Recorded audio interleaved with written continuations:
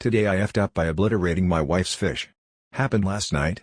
Wife's 8-year-old very large goldfish was passing away. Had dropsy, was suffering, and was on the verge of death. Wife and I looked into the symptoms and there was practically no hope of him making a recovery, so she asked me to euthanize him. Looking into methods, it seemed pretty agreed upon that the most effective and quick way to euthanize a fish was blunt force trauma. Now, when I was a kid my family were huge anglers, and I was designated as the fish killer when it was time to cook them. Back then, I was told to slam them on the ground as hard as I could. Well, my 8-year-old body wasn't strong enough to kill them instantaneously, so I had to do it multiple times. Honestly, it kind of fucked me up a little. Flash forward to last night, I didn't want that happening again and I wanted it to be painless. I asked my wife to leave the room because she was very upset and I chose to do the deed by putting the fish in a plastic grocery bag and slamming it on the counter as hard as I possibly could. The poor fish was absolutely obliterated.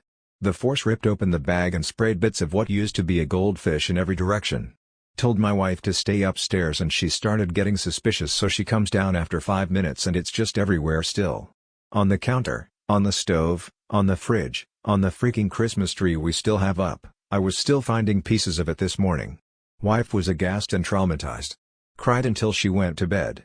TLDR, I euthanized my wife's dying fish quickly but in the most visually traumatizing way possible.